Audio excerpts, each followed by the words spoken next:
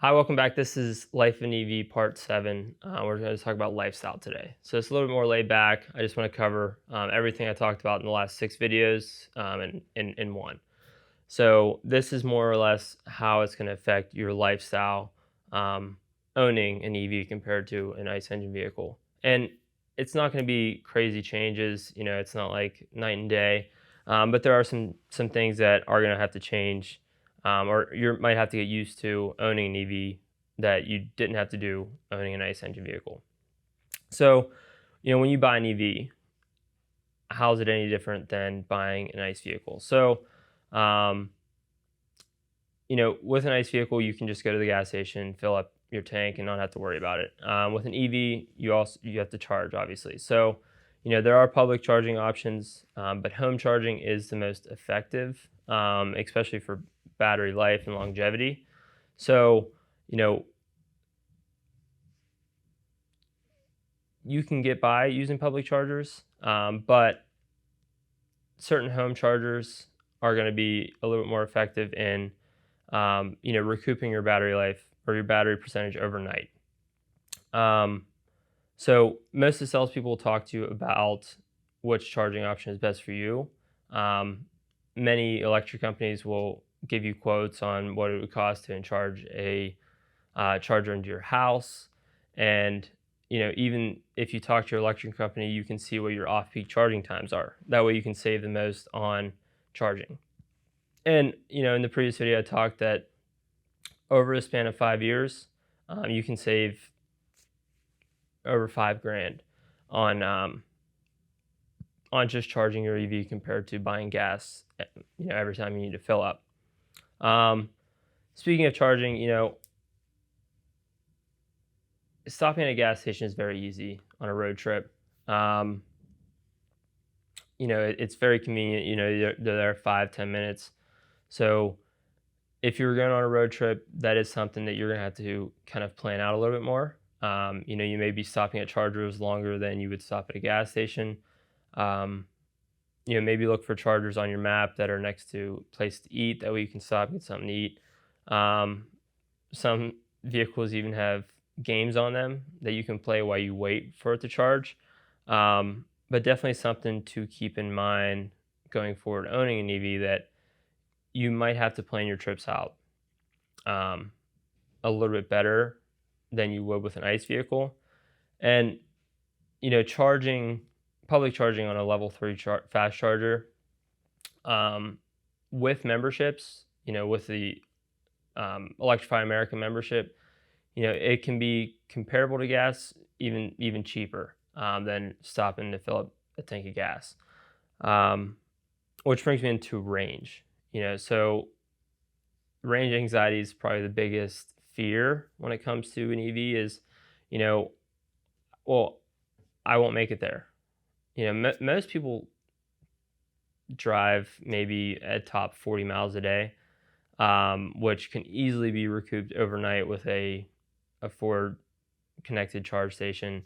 Um, Even your level two on your level two on the mobile cord.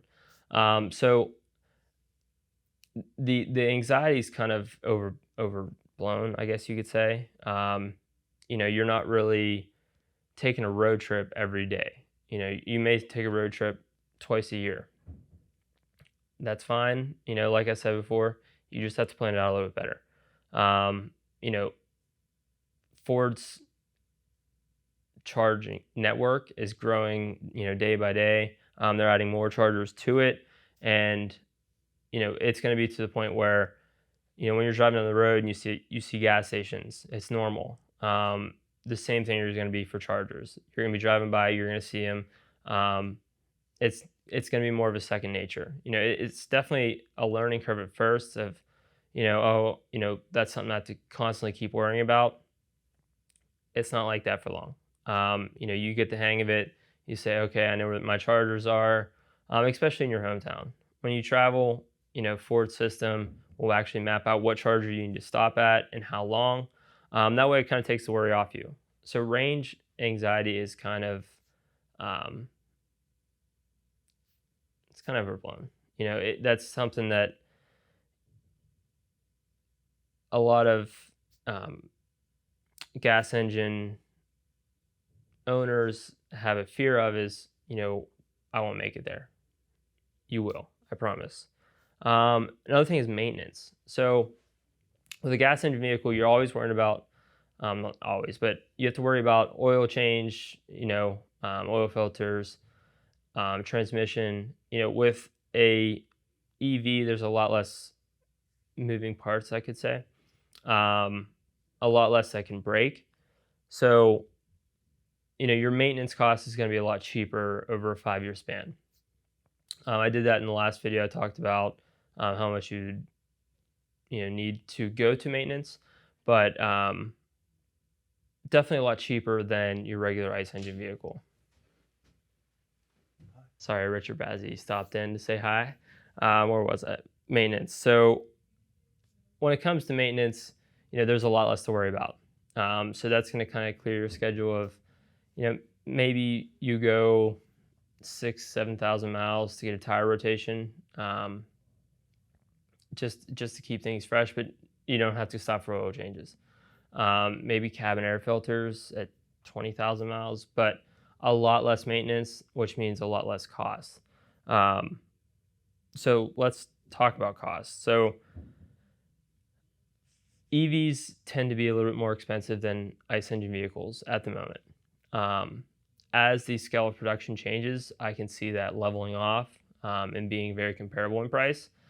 I don't know if that's going to be a year from now, 5 years from now, but it is going to happen in the foreseeable future. That way, the people are saying that, I don't want to buy an EV because of price. That's no longer going to be an issue. It's going to be something that an EV is going to be equal to an ICE engine comparison. And I think once that happens, a lot more people are going to kind of make that conversion, especially due to, the cost of charging compared to, gas. So in the cost video, I kind of did a breakdown of this on, over a 5-year span. I compared it to a 25 mile per gallon vehicle.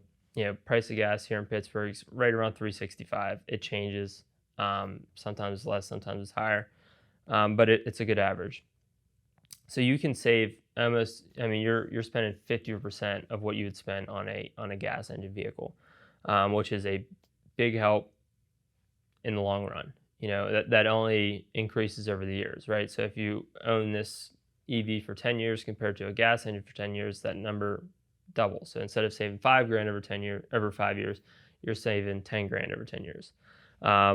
Definitely something to keep the lookout. Another thing with cost is, public charging. That's another thing that scares people is, I don't know what to do. I don't know how it's going to charge me. With Ford's Blue Oval network, you can hook up your phone, or not your phone, sorry, your card to your app. That way when you plug into the charger, it automatically charges your card. Something that kind of eliminates all that worry. All you have to do is plug in your car, start charging, and then when you're done, unplug it. Similar to a gas pump, but you don't need to scan your card. So, like I said, I think overall costs definitely make a big role in the decision making of buying a vehicle. And seeing that an EV's cost maybe a little bit more upfront right now. Over time, you have the potential savings to kind of overcome that ICE engine vehicle. That was episode 7. That completes our series on life of an EV. And again, schultzford.com.